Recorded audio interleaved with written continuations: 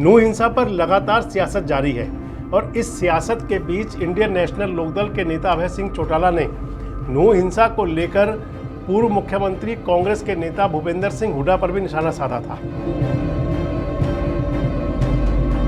अभय सिंह चौटाला का आरोप है कि इस सब को लेकर के कांग्रेस ने विधानसभा में चर्चा नहीं होने दी और ना ही अपने विधायकों को कुछ बोलने दिया। हुड्डा ने एक बार भी खड़े होकर के ये कहा कि कोर्ट में कोई भी मामला पेंडिंग है तो उसमें विधानसभा में उस पर चर्चा होने से क्यों नहीं इसने चर्चा कराई, क्यों अपने इन तीनों मुसलमान एमएलए को ये कहा कि तुम्हारे में से कोई भी एक भी इस इश्यू पे बार कोई बयान नहीं दो। दोस्तों नमस्कार, मैं संजय मग्गू और मौजूद हैं देश रोजाना के डिजिटल मीडिया प्लेटफॉर्म पर। समय है प्राइम टाइम का। प्राइम टाइम में जिन खबरों पर चर्चा करेंगे उनमें मुख्य है कि नूह के अंदर जो हिंसा हुई थी 31 जुलाई को, उस मामले में नूह पुलिस ने कांग्रेस के विधायक मामन खां को गिरफ्तार कर लिया है, जो अब 2 दिन तक पुलिस की रिमांड पर रहकर नूह हिंसा के बारे में पुलिस को जानकारी देंगे। बात अभय सिंह चौटाला की भी होगी कि जो नूह की हिंसा में आरोप लगा रहे हैं कि पूर्व मुख्यमंत्री भूपेंद्र सिंह हुड्डा सरकार से मिले हुए थे और उन्होंने इस पर चर्चा नहीं होने दी।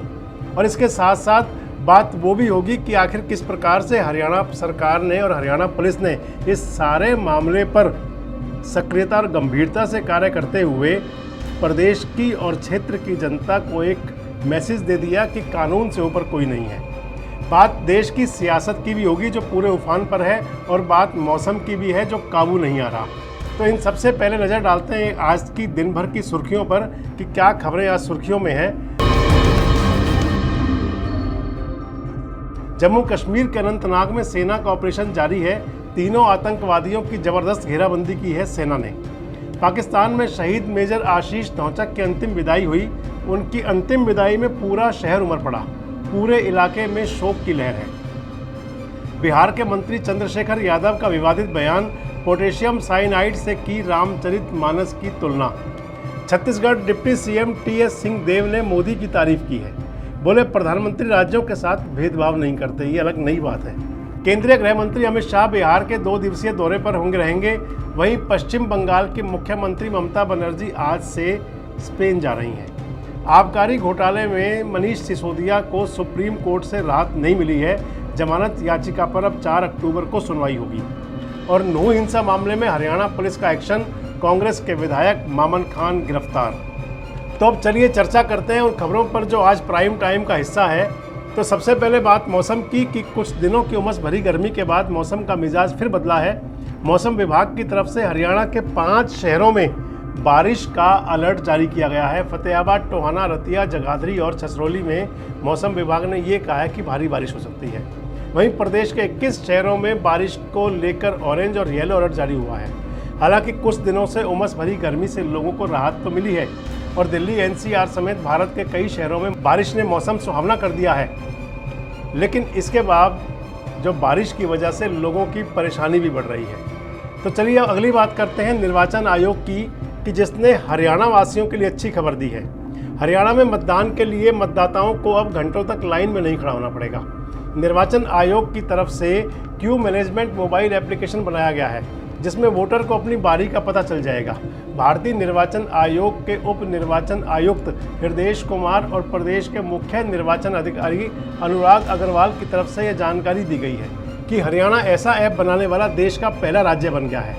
निर्वाचन अधिकारियों द्वारा बताया गया है कि अब वोटर को वोट डालने के लिए अपनी बारी का इंतजार नहीं करना पड़ेगा और ना ही उनको घंटों तक लाइन में खड़ा होना पड़ेगा, बल्कि देश में पहली बार वोटर की सुविधा के लिए हरियाणा ने क्यू मैनेजमेंट एप्लीकेशन बनाई है जिससे वोटर को अपने मोबाइल पर संदेश मिल जाएगा कि किस समय उनको वोट डालना है, यानी कि उनको अपनी बारी का इंतजार खड़े होकर नहीं करना पड़ेगा।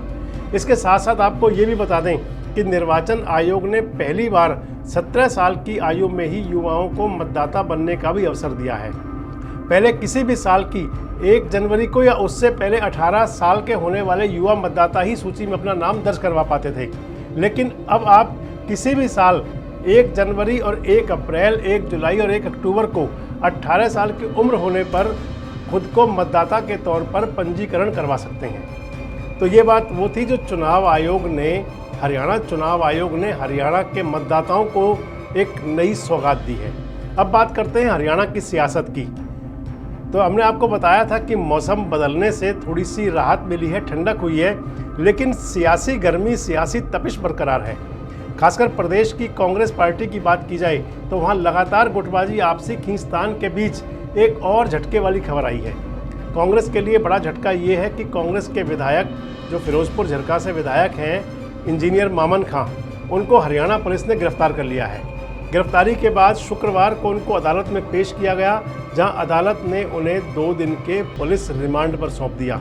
हालांकि पुलिस ने रिमांड 7 दिन का मांगा था, लेकिन न्यायाधीश ने उसे यानी कि मामन खां को 2 दिन के लिए नूंह पुलिस की हिरासत में भेजा है। नूंह हिंसा मामले में हरियाणा पुलिस लगातार कार्रवाई कर रही है। कांग्रेस विधायक मामन खां इंजीनियर को गिरफ्तार कर लिया गया है, ये हमने आपको बताया। गिरफ्तारी से बचने के लिए मामन खां भी कुछ दिन पहले ही हाई कोर्ट में गए थे, उस पर सुनवाई भी हुई थी। मामन खां ने कोर्ट से राज्य सरकार को एक उच्च स्तरीय एसआईटी गठित करने का निर्देश देने की मांग की थी। तो वहीं कांग्रेस विधायक मामन खां ने यह भी मांग की थी कि एसआईटी में पुलिस महानिदेशक लेवल के अधिकारी हों। साथ ही उन्होंने यह भी मांग की थी कि नूंह हिंसा की घटनाओं से संबंधित मामलों को एसआईटी को ट्रांसफर किया जाए। मामन खां पर आरोप है कि उन्होंने हिंसा से पहले भड़काऊ भाषण दिया था। हालांकि मामन खां की तरफ से यह भी कहा गया कि वह घटना वाले दिन और उससे पहले इलाके में नहीं था, लेकिन एसआईटी की टीम ने कोर्ट में सारे सबूत पेश किए और साबित हुआ कि घटना के दिन मामन खां वहीं आसपास मौजूद था और लगातार हिंसा में शामिल लोगों के संपर्क में भी था, जिससे यह साबित हो गया कि मामन खां का हिंसा भड़काने में पूरा योगदान था, पूरा साथ था। गौरतलब है कि इससे पहले मंगलवार को हिंसा में आरोपी मोनू मानेसर को भी हरियाणा पुलिस ने गिरफ्तार कर लिया था। नूंह कोर्ट ने उसे 14 दिन की न्यायिक हिरासत में भेजा और बाद में राजस्थान पुलिस उसे ट्रांजिट रिमांड पर राजस्थान ले गई। मोनू मानेसर का नाम राजस्थान के निवासी नासिर और जुनैद की हत्या में शामिल था। तो वहीं मुख्यमंत्री और प्रांत प्रचारक की कार्यशैली से खफा होकर, यानी कि ये पुलिस का एक्शन है, लेकिन इससे पहले मुख्यमंत्री और आरएसएस और बजरंग दल के प्रांत प्रचारक की कार्यशैली से खफा होकर हरियाणा के जींद में बजरंग दल के 16 पदाधिकारियों ने सामूहिक इस्तीफा दे दिया था। उनका कहना था कि 31 जुलाई को ब्रजमंडल यात्रा पर कुछ जिहादियों ने और कुछ देशद्रोहियों ने पत्थरबाजी की और आगजनी की, लेकिन उन पर कार्रवाई ना होकर के पुलिस हमारे ही कार्यकर्ताओं को आज भी तंग कर रही है, उनके साथ मारपीट भी की जाती है। कार्यकर्ताओं का मनोबल कुचलने की कोशिश हो रही है। उन्होंने साफ तौर पर यह भी कह दिया कि आने वाले चुनाव में बजरंग दल उसी पार्टी का साथ देगा जो हिंदू हित की बात करेगा। नूंह हिंसा पर लगातार सियासत जारी है और इस सियासत के बीच इंडियन नेशनल लोकदल के नेता अभय सिंह चौटाला ने नूंह हिंसा को लेकर पूर्व मुख्यमंत्री कांग्रेस के नेता भूपेंद्र सिंह हुड्डा पर भी निशाना साधा था। अभय सिंह चौटाला ने कहा कि हुड्डा न केवल सरकार का बचाव कर रहे हैं, बल्कि वे कहीं ना कहीं सरकार से मिले हुए हैं। अभय सिंह चौटाला का आरोप है कि इस सब को लेकर के कांग्रेस ने विधानसभा में चर्चा नहीं होने दी और ना ही अपने विधायकों को कुछ बोलने दिया। इसके साथ ही अभय चौटाला ने कांग्रेस और पूर्व मुख्यमंत्री हुड्डा पर सवाल भी खड़े किए और कहा कि यह लोग लगातार अखबारों में लड़ते हैं, लेकिन जब सड़कों पर लड़ने की बात आती है तो कांग्रेस और बीजेपी के लोग एक हो जाते हैं। अभय चौटाला ने यह भी कहा कि अगर ये एक मंच पर इकट्ठे हो जाएं तो वहाँ भी लड़ते तो दिखेंगे, लेकिन इंटरनल पॉलिटिक्स इनकी एक ही होती है। इसी वजह से हरियाणा में कांग्रेस खत्म होती जा रही है, यह आरोप लगाया, यह बात कही अभय सिंह चौटाला ने। उन्होंने बीजेपी के लिए कहा कि अब बीजेपी सत्ता से बाहर हो चुकी है और देश में बीजेपी आने वाले चुनाव में सत्ता से बाहर हो जाएगी। और उन्होंने ये कह दिया कि ये कोर्ट में पेंडिंग है मामला। हुड्डा ने एक बार भी खड़े होकर के ये कहा कि कोर्ट में कोई भी मामला पेंडिंग है तो उसमें विधानसभा में उस पर चर्चा होने से कोई रुकावट नहीं है। क्यों नहीं इसने चर्चा कराई? क्यों अपने इन तीनों मुसलमान एमएलए को ये कहा कि तुम्हारे में से कोई भी एक भी इस इश्यू पे बार कोई बयान नहीं दे? इसका मतलब सरकार का बचाव कर रहा है, सरकार के बचाव में लगा हुआ है। ये जितना इन चीजों को लेकर के खुश होता है मुख्यमंत्री,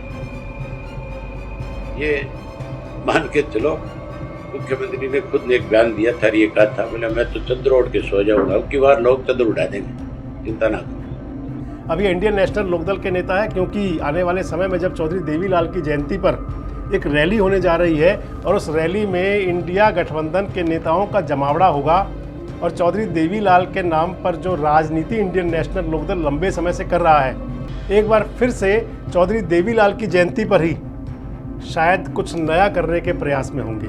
खैर, ये राजनीति है और राजनीति के अंदर क्योंकि जब विपक्ष के लोगों का, विपक्ष के नेताओं का जमावड़ा होता है तो सरकार विरोधी ही बातें हुआ करती हैं। और बात अब एक सियासत सनातन पर भी हो रही है और वो सियासत ऐसी है कि थमने का नाम नहीं ले रही। सनातन धर्म के खिलाफ तमिलनाडु के मुख्यमंत्री के बेटे उदयनिधि स्टालिन और डीएमके के नेता ए राजा के बयानों के खिलाफ सुप्रीम कोर्ट में चेन्नई के रहने वाले एक वकील ने याचिका दायर की है।